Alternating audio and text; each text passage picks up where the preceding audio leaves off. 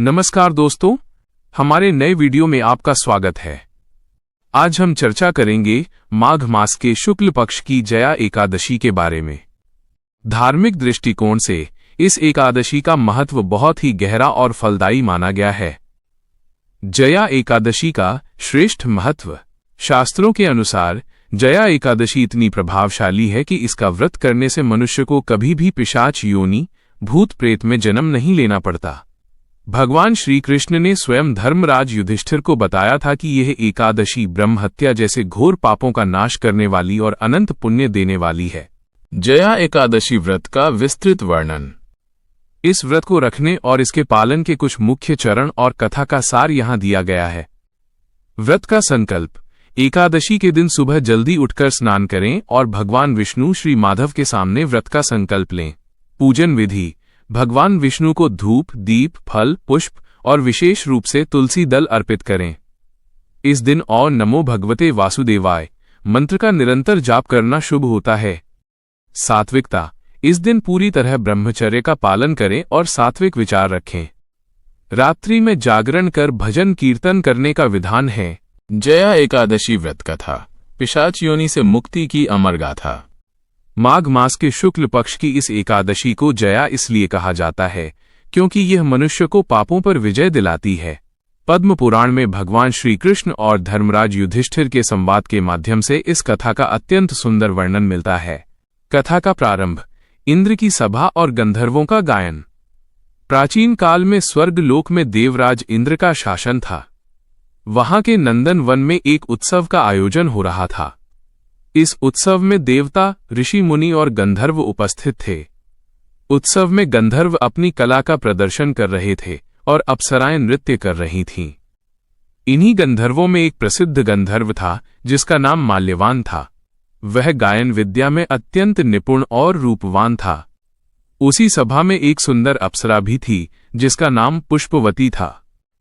पुष्पवती माल्यवान के सुंदर रूप और मधुर स्वर को देखकर उस पर मोहित हो गई। उसने अपने नृत्य और कटाक्षों से माल्यवान को रिझाना शुरू कर दिया। माल्यवान भी पुष्पवती के सौंदर्य के वशीभूत होकर अपनी सुध बुध खो बैठा। नतीजा ये हुआ कि दोनों प्रेम पाश में बंधकर गायन और नृत्य की मर्यादा भूल गए। उनका सुर और ताल बिगड़ गया। वे सभा की गरिमा का ध्यान रखे बिना एक दूसरे में खो गए। इंद्र ने जब देखा कि माल्यवान और पुष्पवती प्रमोद में डूबकर अपने कर्तव्य का अपमान कर रहे हैं तो उन्हें अत्यंत क्रोध आया। उन्होंने इसे देवताओं का अपमान समझा और क्रोधवश उन्हें श्राप दे दिया। तुम दोनों ने स्वर्ग की मर्यादा का उल्लंघन किया है, इसलिए तुम स्वर्ग से च्युत होकर मृत्युलोक पृथ्वी पर जाओ और पिशाच योनि को प्राप्त करो। वहां तुम नीच कर्मों के दुख भोगोगे। इंद्र के श्राप के प्रभाव से दोनों तत्काल स्वर्ग से गिरकर हिमालय की दुर्गम घाटियों में पिशाच बनकर रहने लगे। पिशाच योनि में उनका जीवन अत्यंत कष्टकारी हो गया। उन्हें न भोजन मिलता था, न जल। कड़ाके की ठंड और दुर्गंध युक्त शरीर के कारण उन्हें एक क्षण भी शांति नहीं मिलती थी। वे रात भर सो नहीं पाते थे और अपनी भूल पर पश्चाताप करते थे। माल्यवान ने दुखी होकर पुष्पवती से कहा, तारांकन, हमने ऐसे कौन से भयंकर पाप किए थे जिसके कारण हमें ये नरक समान पिशाच योनि मिली है?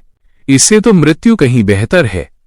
संयोगवश माघ मास के शुक्ल पक्ष की एकादशी तिथि आई। उस दिन भूख प्यास और अत्यधिक ठंड के कारण उन दोनों ने कुछ भी नहीं खाया। वे दिन भर केवल फल फूल की तलाश में भटकते रहे, लेकिन कुछ प्राप्त नहीं हुआ। रात के समय वे एक पीपल के वृक्ष के नीचे बैठ गए। ठंड इतनी अधिक थी कि वे पूरी रात जागते रहे और भगवान का स्मरण करते रहे।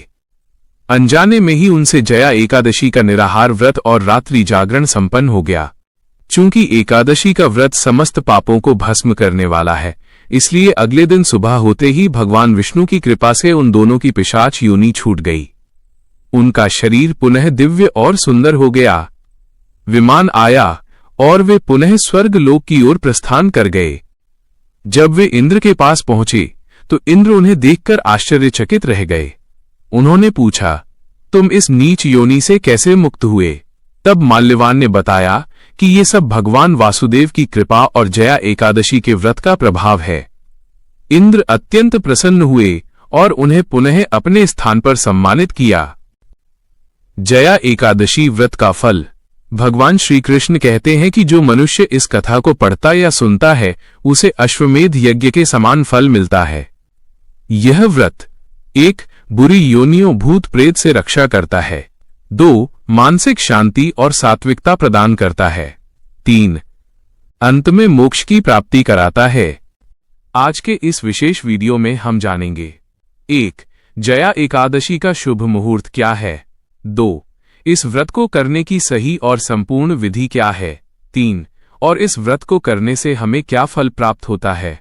अंत तक बने रहिए क्योंकि यह जानकारी आपके जीवन में सुख और समृद्धि ला सकती है।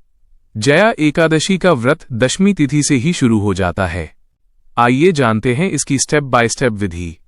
दशमी तिथि एक दिन पहले दशमी की शाम को सूर्यास्त के बाद भोजन न करें और सात्विक भोजन ही लें। लहसुन प्याज का त्याग करें। 2. संकल्प। एकादशी के दिन ब्रह्म मुहूर्त में उठकर स्नान करें।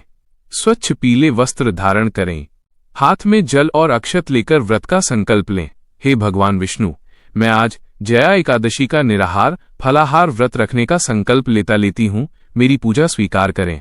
3. पूजन सामग्री।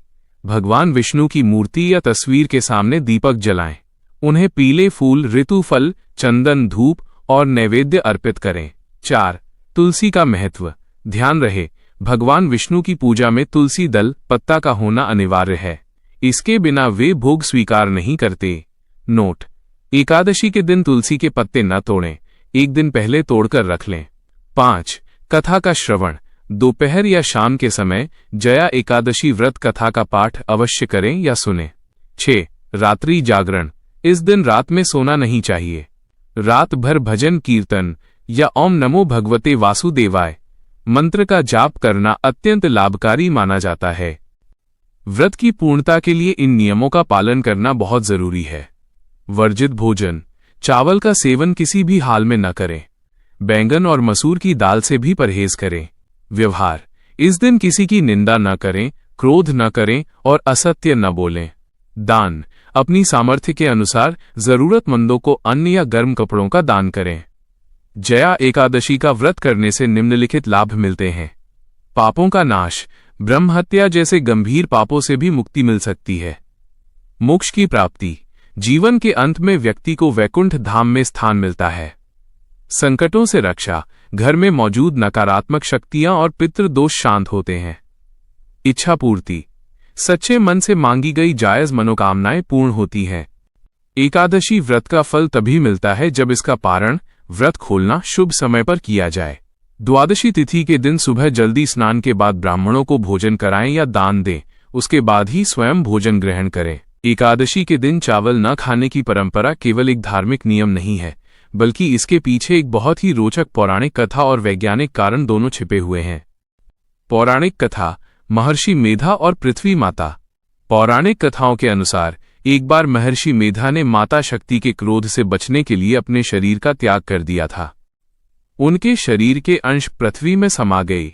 चावल और जौ के रूप में जन्म। जिस स्थान पर महर्षि मेधा के अंश गिरे वहां से चावल और जौ के पौधे उत्पन्न हुए। इसी कारण चावल और जौ को सजीव, जीवित माना गया है। एकादशी का दिन। जिस दिन ये घटना घटी वो एकादशी का दिन था। मान्यता। शास्त्रों में ऐसी मान्यता है कि एकादशी के दिन चावल खाना महर्षि मेधा के मांस और रक्त का सेवन करने के समान है। इसीलिए भगवान विष्णु की प्रिय तिथि एकादशी पर चावल का सेवन पूर्णतः वर्जित कर दिया गया ताकि जीव हत्या के पाप से बचा जा सके। वैज्ञानिक और ज्योतिषीय कारण। धर्म और विज्ञान का संगम एकादशी के इस नियम में स्पष्ट दिखाई देता है। चंद्रमा और जल का प्रभाव। विज्ञान के अनुसार चंद्रमा पृथ्वी के जल तत्व, समुद्र के ज्वार भाटा को प्रभावित करता है। हमारा शरीर भी लगभग 70-80% जल से बना है। चंद्रमा की स्थिति एकादशी के दिन ऐसी होती है कि वो शरीर के जल तत्व को विचलित करती है। चावल की प्रकृति। चावल एक ऐसी फसल है जिसे उगने के लिए सबसे अधिक जल की आवश्यकता होती है और पकने के बाद भी इसमें जल की मात्रा अधिक रहती है। एकाग्रता में बाधा। यदि एकादशी के दिन चावल खाया जाए तो शरीर में जल की मात्रा बढ़ जाती है। इससे मन चंचल होता है, सुस्ती आती है और एकाग्रता भंग होती है। चूंकि एकादशी का मुख्य उद्देश्य साधना और भगवान का ध्यान करना है, इसलिए जल तत्व को नियंत्रित रखने के लिए चावल खाने से मना किया जाता है। शास्त्रों के अनुसार फल कथा का सार, जो व्यक्ति एकादशी के दिन चावल खाता है उसे शास्त्रों में रेंगने वाले जीव की योनि में जन्म लेने का दोषी माना गया है। शुद्धि, चावल न खाकर फलाहार करने से शरीर शुद्ध रहता है और व्रत का पूर्ण फल प्राप्त होता है। तो भक्तों, ये थी जया एकादशी की संपूर्ण जानकारी। भगवान श्री हरि विष्णु आप सभी की मनोकामनाएं पूरी करें। अगर आपको यह वीडियो उपयोगी लगा हो तो इसे लाइक करें और अपने परिवारजनों के साथ शेयर जरूर करें। कमेंट में जय श्री हरि लिखना न भूलें। अगले वीडियो में फिर मिलेंगे, तब तक के लिए धन्यवाद।